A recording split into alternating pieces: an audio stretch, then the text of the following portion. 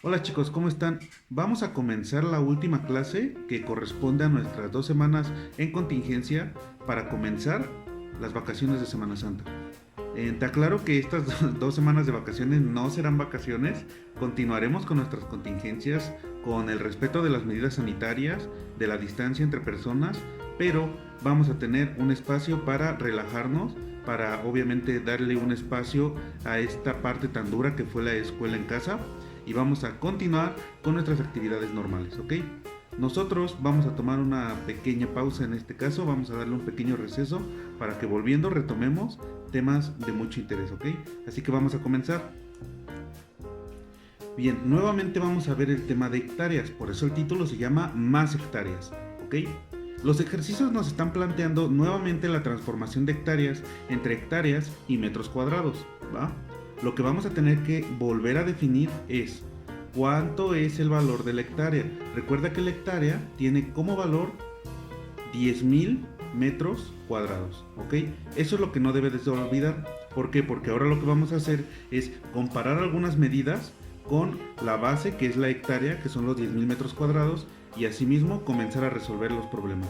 Así que vamos a darle un ojo a cada uno de ellos para que posteriormente tú puedas resolver el resto, ¿va? Lo que vamos a hacer es analizar el problema. En esta parte de matemáticas nos dice que Don Elpidio tiene un terreno que mide 30.000 metros cuadrados. La primera medida que nos brinda el problema son 30.000 metros cuadrados. Para poder analizar la pregunta vamos a recordar que uno de los valores que vamos a retomar es el de una hectárea, que tiene como equivalente 10.000 metros cuadrados. La pregunta que nos hace es ¿cuántas hectáreas mide su terreno? Lo que vamos a notar entonces es cuántas hectáreas es proporcional, equivalente e igual a 30.000 metros cuadrados, que es lo que mide el terreno de Don Elpidio, ¿ok? Vamos a ver entonces que 10.000 a 30.000 fácilmente son 3 hectáreas. Y si te das cuenta, lo único que hicimos fue deducir cuántas veces el 10.000 podría formar parte del 30.000, para asimismo poder cuantificar la medida en hectáreas, ¿ok? La mayor parte del ejercicio nos está brindando la oportunidad de analizar este tipo de acertijos, este tipo de problemas, y obviamente hacerlo de forma mental. Pero aún así tenemos que considerar la resolución nuevamente de problemas de área, por lo cual vamos a recordar las fórmulas para medir el área. Bien, como lo comentábamos hace un momento, el trabajo tiene que ver nuevamente con hectáreas, pero asimismo nos está mostrando dos problemas en donde nos solicita medir el área de un cuadrado y de un rectángulo, ¿va? Cuando medimos el área de un cuadrado y de un rectángulo, podríamos ocupar la misma fórmula, pero no vamos a ocupar los mismos términos. ¿A qué me refiero con esto? En el cuadrado vamos a encontrar una figura con 4 lados iguales, por lo que no necesito colocar una terminología distinta, solamente mencionar que son lados, lados, lados, lados. Así que la fórmula del área para calcular esta medida de un cuadrado se vuelve lado por lado, ¿ok? Pensemos entonces que cada uno de estos lados mide 20 metros. Lo que voy a hacer es multiplicar 20 por 20, metros por metros, ¿ok? 20 metros, 20 metros. Al hacer esta operación, yo sé que es 20 por 20, 400. Metros por metros, metros cuadrados. Si te das cuenta, al momento de operar a los metros, que son los términos en que encuentro cada cantidad, cada medida, estoy haciendo 1 más 1, 2. Metros más metros, metros cuadrados. ¿Por qué? Porque lo que estoy haciendo es sumar los exponentes de cada uno. El término metros no cambia, por ello mismo pasa hacia mi resultado.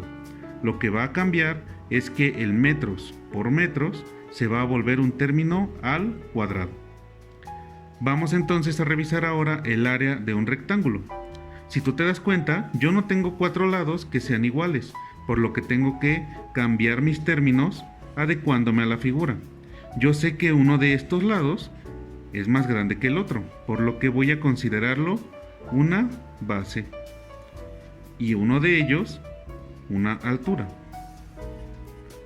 ¿Qué voy a hacer entonces? Base y altura como los términos para poder calcular el área de mi rectángulo. Así que lo que haré en este caso será área igual a base por altura.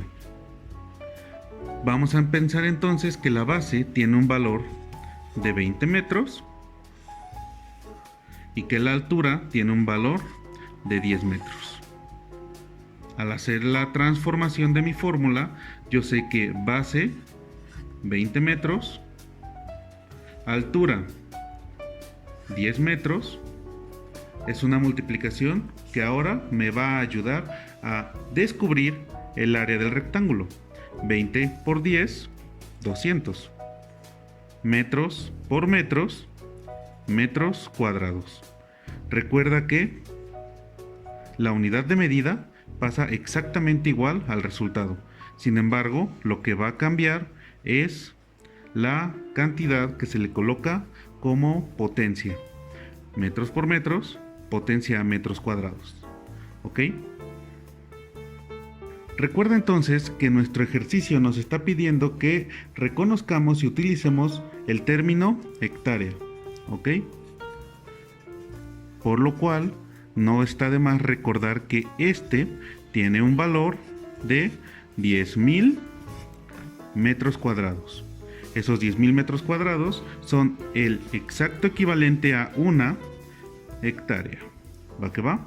Cuando hagamos operaciones que impliquen el cálculo de terrenos cuadrangulares, como nos los presenta el problema, o terrenos rectangulares, como también lo presenta el problema, lo que tenemos que hacer es multiplicar 300 por 300 y obtener el resultado en metros cuadrados. Multiplicar 400 por 200 para obtener el resultado en metros cuadrados. Y asimismo identificar cuántas hectáreas voy a encontrar en la multiplicación de estas dos cantidades. Recuerda que en el cuadrado, lado por lado, recuerda que en el rectángulo, base por altura. ¿Ok? Vamos a recordar siempre que el trabajo de hectáreas nos va a pedir comparar cantidades para saber cuántas veces estas hectáreas van a poder medirse dentro del área de estas superficies. ¿Ok? Y para poder cerrar este último punto, vamos a hacer en conjunto la última actividad, que es el punto número 6. Nos está diciendo que uno de los estados más pequeños de la República Mexicana es Tlaxcala, quien tiene como medida 3.914 kilómetros cuadrados. Ahora, nos dice que Aguascalientes tiene la misma medida que Tlaxcala, sin embargo es más grande por 170.400 hectáreas. ¿Qué sucede aquí? Yo ya estoy considerando dos medidas. Si tú te das cuenta, estamos hablando de kilómetros cuadrados y de hectáreas. Sin embargo, el problema no nos deja únicamente con esta información. También nos está diciendo que un kilómetro cuadrado es igual a 100 hectáreas. ¿Ok? Vamos a considerar entonces que este kilómetro cuadrado es igual a 100 hectáreas. Por lo que si yo quiero transformar estos 3.914 kilómetros cuadrados, lo que tengo que hacer es multiplicarlos por el equivalente o valor a la hectárea. ¿Ok? Voy a tener que multiplicar 3.914 kilómetros cuadrados por 100 hectáreas, que es lo que equivale cada uno de estos kilómetros cuadrados, y con ello voy a poder descubrir cuál es la medida de Tlaxcala, pero ya no en kilómetros cuadrados, sino en hectáreas, lo cual me va a poder facilitar el trabajo de las preguntas que nos está haciendo el problema. Si las leemos en conjunto, la primera pregunta del inciso A nos dice ¿cuántas hectáreas mide Tlaxcala? Cuando hagamos la primera operación que te comentaba hace un momento, sabremos cuál es la medida. La pregunta número 2 nos dice cuántas hectáreas mide Aguascalientes. Al saber las hectáreas que mide Tlaxcala, sumando las hectáreas por las que es mayor Aguascalientes, voy a saber cuál es la medida de Aguascalientes en hectáreas. Sin embargo, tal vez la complicación la encontraremos en la última pregunta, la cual dice, ¿cuántos kilómetros cuadrados mide Aguascalientes? Ahí tendremos que hacer una división en donde podremos descubrir cuál es el valor de Aguascalientes, pero en hectáreas. Entonces, te daré una pequeña pista, lo demás espero lo puedas hacer tú, y es, si yo multipliqué para saber cuál era la medida en hectáreas de kilómetros cuadrados, ahora en una medida de hectáreas, que en donde yo tengo la medida en hectáreas, ¿qué operación deberé hacer para deducir la medida en kilómetros cuadrados? Recuerda, operaciones inversas, ¿ok? Y con ello vamos a cerrar esta parte de matemáticas. ¿Alguna duda? Bien, ahora vamos a entrar entonces al tema de geografía, en donde vamos a encontrar algunas diferencias entre la vida en el campo y la ciudad. Tú sabes que en el campo hay muchas cosas bastante padres, que son ecosistemas más limpios, mayores costumbres o tradiciones, y asimismo ideologías que son bastante distintas a las que encontramos en la ciudad.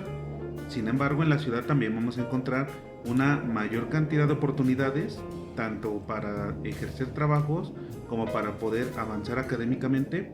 Vamos a encontrar recursos que no se van a ver fácilmente o comúnmente en la ciudad, como supermercados, tiendas de autoservicios, y también vamos a encontrar en la ciudad una gran población o un crecimiento más acelerado en el sistema económico, político y social. Son diferencias que van a ver muy marcadas la vida en el campo y en la ciudad. Sin embargo, no son las únicas. Tanto buenas como malas, hay diferencias que van a marcar completamente este parteaguas de ambos tipos de vida, ¿ok? En el campo vamos a encontrar algunas cosas negativas, que es la reproducción de algunas ideologías, en el caso de algunos lugares, ideologías machistas. En la ciudad vamos a encontrar también este tipo de ideologías, pero en menor cantidad. Sin embargo, vamos a entrar a otro plano en donde en la ciudad no adquieres tan fácilmente un trabajo sin estudios.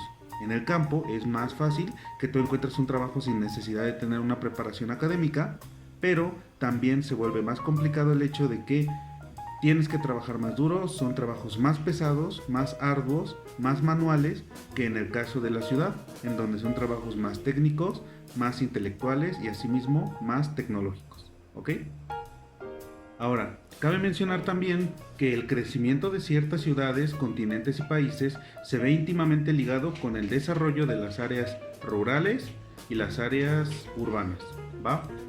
Piensa que en las áreas urbanas se va a obtener gran cantidad de ingresos, gran cantidad de producción, dado a que en estas áreas se van a localizar los procesos de compra, venta, exportación, importación y todo aquel proceso económico que implique el movimiento de dinero y de materiales o consumibles. Sin embargo, vamos a considerar también que en el área rural vamos a encontrar una gran parte de producción agrícola, en algunos casos de producción ganadera, y ciertos movimientos que van a apoyar a que la economía se encuentre en movimiento. Entonces vamos a considerar que el área rural va a permitir obtener los recursos que el área urbana va a poder mover o comerciar. Imagínate cuál es la estrecha relación que tienen entonces estos dos tipos de áreas para poder coexistir y sobrevivir tanto una como la otra. Sin el área urbana no tendríamos la facilidad de producir o mover los productos que se encuentran en el área rural. Sin embargo, si el área rural no pudiese producir, no tuviese esta exportación o venta de productos, no habría que poder comerciar a los habitantes que se encuentran en las áreas urbanas, perdón. Y ahora piensa que todo aquel kilo de jitomate que compras en el súper, todas las zanahorias, papas o la comida que se tiene que procesar en algunos casos, como pueden ser tu bolsa de papas, tu bolsa de chetos, tu bolsa de sabritas, los refrescos que se producen con algunos químicos, etcétera, necesitan obligatoriamente la obtención de algunos recursos que se van a encontrar en el campo o se van a encontrar en algunos lugares que se puedan destinar a la producción de estos insumos. Piensa que la estrecha relación que llevan estas dos se va a mantener y va a permitir que crezcan tanto económicamente como socialmente. Pero ¿qué pasa? En algunos casos existe algo llamado explotación, lo cual produce que no haya un pago justo o un equilibrio que permita que ambas partes crezcan por igual. Por ello mismo es que se ha mencionado tanto en años anteriores que la explotación que sufrió México fue la que impidió que el crecimiento político, social y económico fuera el mismo que otros países como Estados Unidos, como España, Inglaterra, Canadá, por ejemplo, ¿vale? Vamos a considerar esto para poder hacer el análisis que nos está solicitando nuestra relación de columnas en esta misma práctica, ¿ok? Ahora, un dato interesante que va a poder apoyarnos a resolver esto más fácilmente es, no sé si tú lo sabías, pero para poder considerar una zona como urbana, tiene que poseer ciertas características. Asimismo, tiene que tener ciertas características una zona a la que se le llame área rural. En este caso, no pienses que el área rural únicamente se va a caracterizar por tener chivos, vacas, por tener granjas, por tener ganado, no. O por ser gran productora de algunos consumibles de la agricultura, no. Lo que tiene como referente es que la población va a ser menor a cierta cantidad de habitantes. Asimismo, las zonas urbanas van a tener una población mayor a cierta cantidad de habitantes. Vamos a considerar lo siguiente. Cuando la población es menor, es evidente que la producción en algunos sentidos, tanto tecnológicos como de suplementos o de algunos autoservicios que vamos a poder ingresar en esta zona, van a ser menores. Y vamos a pensar en lo siguiente. Una tienda, un Soriana, un Home Depot, no puede entrar a un área en donde haya menos cantidad de habitantes, dado a que no va a haber quien vaya y consuma sus productos. Sin embargo, estas dos tiendas tienen la gran facilidad de ingresar a algunos lugares que son las zonas urbanas, dado a que la población que se encuentra en ese lugar va a ser la suficiente para poder consumir y poder dar ganancias a estas tiendas. Entonces, vamos a considerar que el número de población, los insumos o productos que ésta procede o genera, asimismo como los recursos, elementos, autoservicios que éstas poseen, van a permitir que nosotros podamos clasificar áreas tanto rurales como urbanas. No nos quedemos en el cliché de que el área urbana es la que tiene edificios y el área rural es la que tiene vacas y chivos, ¿vale? Vamos a romper esa idea para poder continuar con el análisis de este tema. Bien, ahora vamos a hablar entonces sobre el imperio de Maximiliano. Primero, cuando llega el imperio de Maximiliano, cuando se empieza a imponer a alguien como un nuevo emperador, Benito Juárez trata de ir en contra de este movimiento, dado que él está buscando que se respeten las libertades del pueblo, asimismo que se mantenga todo el esfuerzo que ya se ha hecho por mantener una nación independiente. Sin embargo, es con el apoyo de Napoleón III y de un grupo de conservadores en México que tras las posteriores derrotas a la batalla de Puebla, se presenta un nuevo emperador a México, que es Maximiliano de Habsburgo. Recordemos también que en la batalla de Puebla, al haber sido victoriosos, se consideró que ese fue uno de los factores que provocó que las siguientes batallas fuesen pérdidas, ¿ok? También recordemos que esta batalla fue la consecuencia de la falta del pago de la deuda externa que existía entre México y Francia, la cual tuvimos un buen resultado al haber mandado como negociador a Manuel Doblado, quien convenció a España e Inglaterra de retirar sus fuerzas, pero no fue el caso con Francia, que mantuvo esta exigencia del pago y asimismo mandó a un emperador para que comenzara a regir lo que en ese momento era la deuda que se estaba tratando de recuperar de México. Sin embargo, ese fue un movimiento que duró bastante tiempo. Cuando llega esta parte en donde volvemos a entrar en conflictos, llega un momento crucial el día 2 de abril, en donde entramos en una batalla la cual fue ganada por alguien que tú conoces muy bien, y es Porfirio Díaz. Porfirio Díaz en ese momento se mantenía como un militante liberal, en donde él prestaba su apoyo y su fuerza a quien, al grupo de los liberales que estaban en contra de este imperio, por lo cual es que él apoya a lograr esta victoria y gana esta batalla. Ahora vamos a pensar también que llega un momento en todo este conflicto en donde se tiene que empezar a mover a Maximiliano, dado que el rechazo que tenía por parte del pueblo mexicano era muy grande. Entonces, por la seguridad de Maximiliano, se le estaba moviendo ¿para qué? Para que no se le exigiese o no se le demandase retirarse de México. Sin embargo, llega un momento en donde es sitiado en Querétaro, es atrapado en Querétaro, y esto es gracias a Mariano Escobedo. Mariano Escobedo es quien logra hacer un movimiento militante en donde detienen a Maximiliano y lo logran llevar a donde posteriormente lo van a fusilar. ¿Qué sucede? Cuando a él lo atrapan, buscan que esto sea como una especie de castigo, y más que castigo, que sea una señal de que México no va a aceptar nuevamente ser gobernado por un imperio, y que se respeten las leyes de reforma que tanto habían sido promulgadas previo a todo este conflicto. Sin embargo, es Miguel Miramón, uno de los militantes que se mantenían en el grupo conservador, quien se mantiene cerca de Maximiliano para informarle todo este tipo de movimientos. Pero al momento de capturarlo, pues es fusilado con él.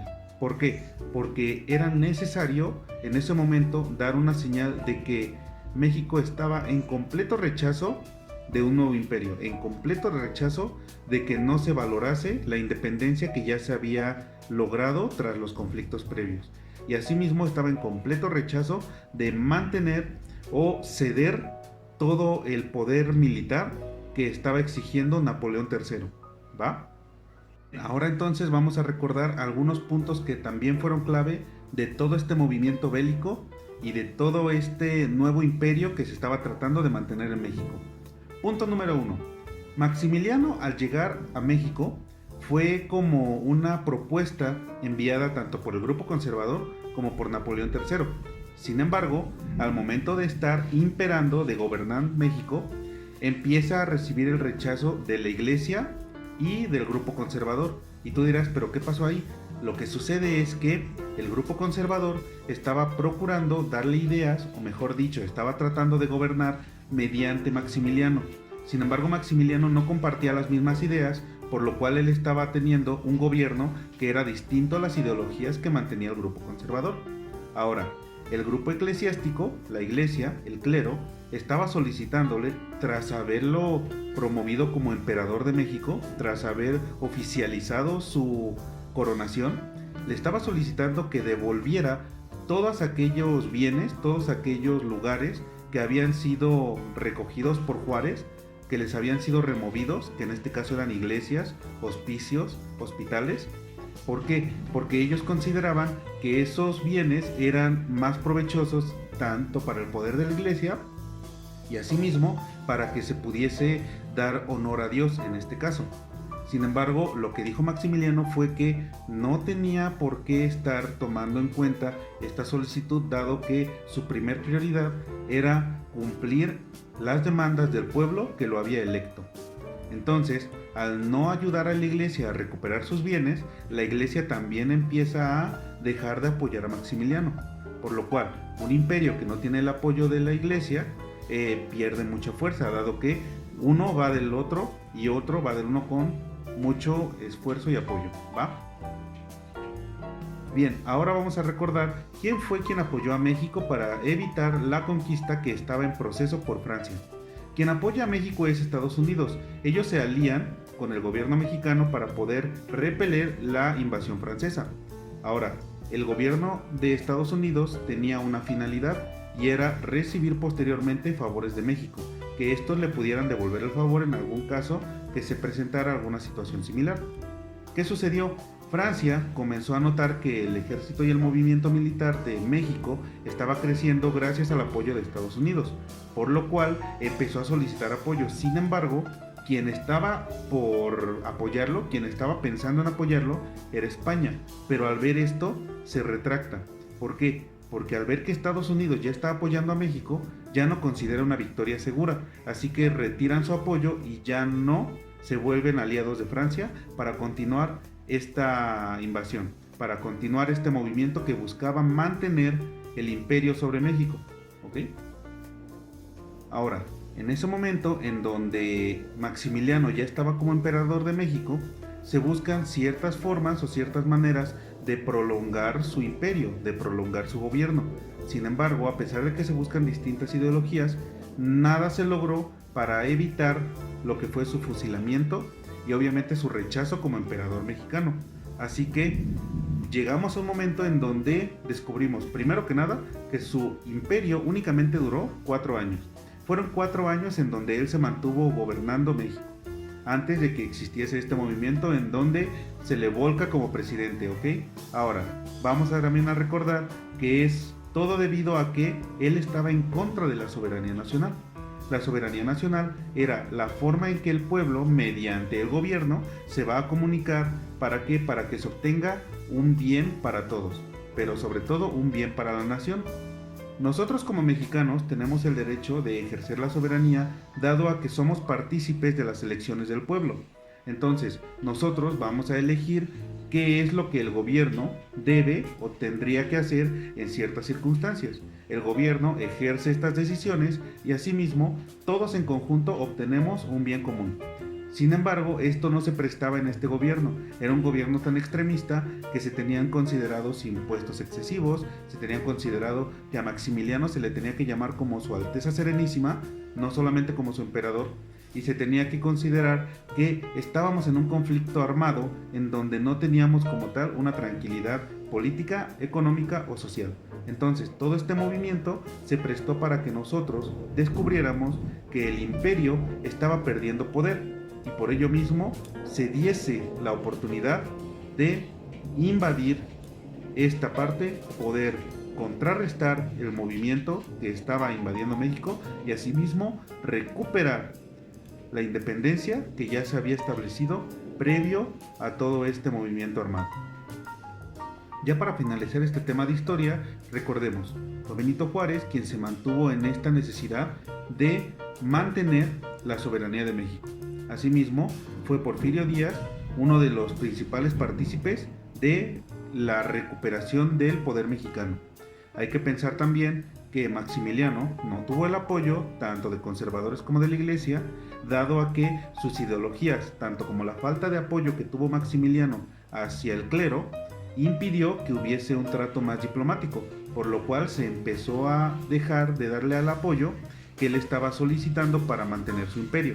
Y hay que recordar también que si Estados Unidos no se alía con México, España se hubiese aliado con Francia y hubiese sido una invasión inminente y hubiese sido una victoria por parte de Francia que tampoco hubiese sido algo que pudiésemos cuestionar, ¿ok? Vamos a recordar entonces que todo este movimiento aún se ve reflejado en nuestra actualidad, dado a que nosotros logramos mantener una independencia que se había peleado anteriormente y asimismo logramos remover el imperio que se estaba tratando de mantener forzosamente por parte de Europa hacia México. Logramos grandes cambios, dado a que tuvimos el esmero, tuvimos la resiliencia para poder estar con una ideología liberal, con una ideología que devolviese al pueblo el poder que se le había removido tras la primera conquista. ¿Ok? Hay que recordar eso siempre que analicemos este tipo de temas. ¿Cuál es el impacto que tienen todos los movimientos históricos en el presente? Y asimismo, ¿cuál es la función de analizarlos para qué? Para poder llegar a un futuro completamente distinto, ¿va? Bien chicos, y eso ha sido todo por el día de hoy. Espero que esta clase te sea de mucha utilidad, asimismo que si tienes alguna duda o comentario me lo hagas saber para que yo pueda apoyarte. Hay que recordar que ya esta es nuestra última sesión previo a las vacaciones de Semana Santa, por lo cual no tenemos por qué olvidar nuestras medidas sanitarias. Recuerda, manos limpias, distancias seguras, mantenernos resguardados, protegidos y seguros, ¿va? Diviértete mucho, espero que tengas unas excelentes vacaciones. Nos estaremos viendo al regreso de estas, ya sea por clases en línea o por clases presenciales. Esto lo estaremos informando posteriormente. Cuídate mucho, yo te mando un abrazo y espero que te encuentres muy bien. Nos vemos hasta la próxima clase, ¿ok? Cuídate.